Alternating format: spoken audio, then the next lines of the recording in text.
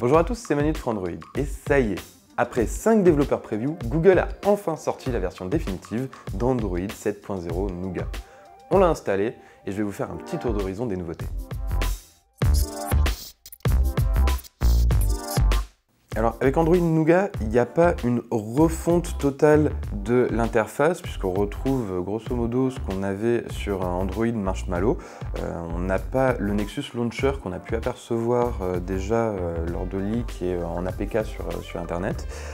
Par contre, il y a eu beaucoup de petites nouveautés esthétiques, à commencer par la barre de notification rapide, de notification et les paramètres rapides qui s'affichent donc au-dessus des notifications qu'on peut déployer et modifier à notre guise, soit en les déplaçant, soit en indiquant les paramètres que l'on veut voir dans les paramètres rapides et ceux qu'on ne veut pas voir.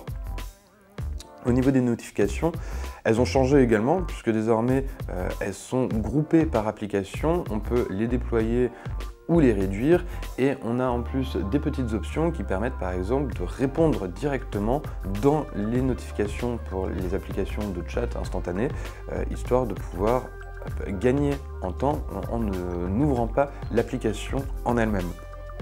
Un autre changement notable de cette mise à jour, c'est au niveau de l'écran des paramètres, puisque désormais on a un design différent sous forme de bloc, avec tout en haut des suggestions afin d'avoir directement quelques infos précises, mais aussi sous chaque catégorie un petit descriptif avec un point de détail qui pourrait être intéressant, qui évite de rentrer éventuellement dans chaque menu pour avoir accès à cette information, comme par exemple l'espace de stockage disponible sur le téléphone. On a aussi désormais un menu latéral qui s'ouvre en glissant le doigt depuis la gauche de l'écran vers la droite, qui permet d'avoir accès à tous les paramètres, tous les sous-menus des paramètres, y compris quand on est directement dans un sous-menu. Et là, on peut même y accéder depuis un bouton hamburger situé tout en haut de l'écran. Alors par contre, contrairement à certains développeurs preview, il n'y a plus de thème sombre et le fond des menus s'affiche forcément en blanc et plus en noir comme c'était le cas auparavant.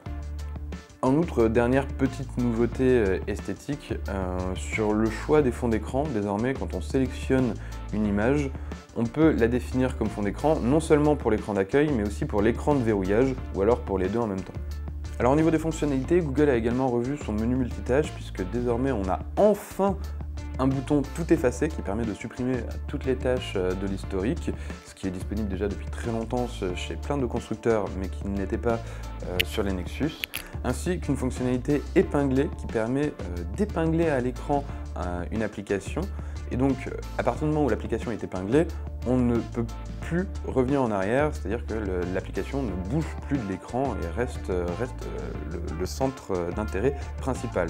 Pour revenir en arrière, il suffit d'un appui prolongé sur la touche retour et l'épinglage d'écran est annulé, on peut revenir sur l'écran d'accueil. Ça évite notamment de se tromper et d'appuyer sur un bouton en revenant à l'écran d'accueil par erreur, alors qu'on voudrait par exemple regarder une vidéo tout du long.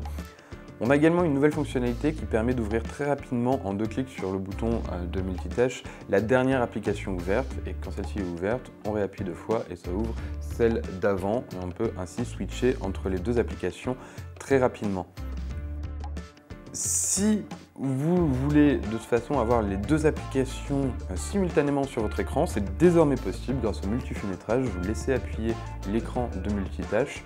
Là, l'écran va se scinder en deux. Vous sélectionnez deux applications et vous pouvez choisir la dimension que vous souhaitez octroyer à l'une ou l'autre des applications, ce qui peut être pratique pour prendre des notes d'un côté tout en conservant votre document original de l'autre. Et ça marche aussi bien à la verticale qu'à l'horizontale.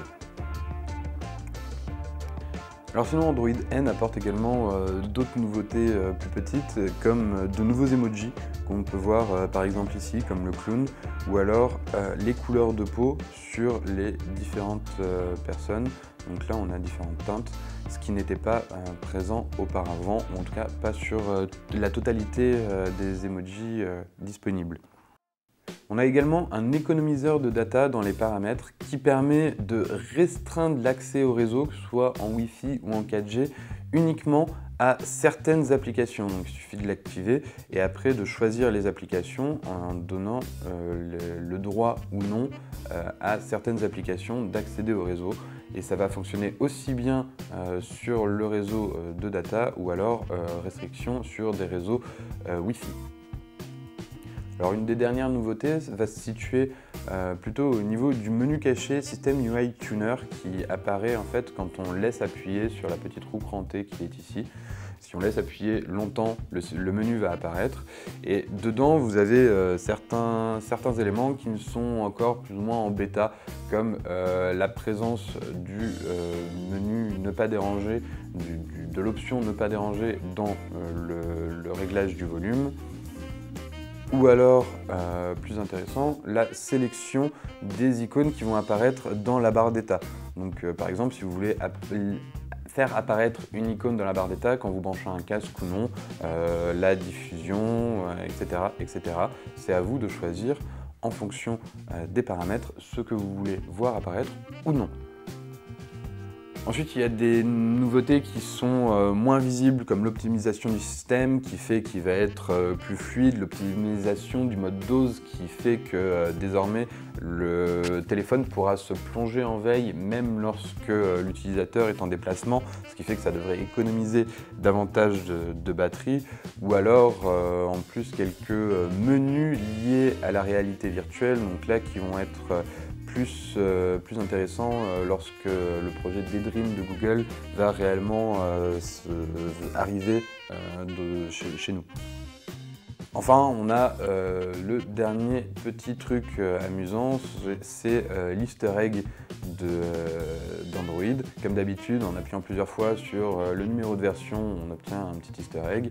Et là, en plus, si on laisse appuyer un petit peu longtemps sur le N, 2 fois d'affilée, on va avoir une petite tête de chat qui apparaît et ça lance un petit jeu qui est disponible dans les paramètres rapides. Donc ici, on va avoir un plat vide. Il suffit de sélectionner une friandise à mettre dans le plat et au bout d'un moment, un chat va apparaître et on pourra en fait collectionner des chats sur Android, un petit peu à la manière d'un Pokémon où il faudrait collectionner les 150 Pokémon.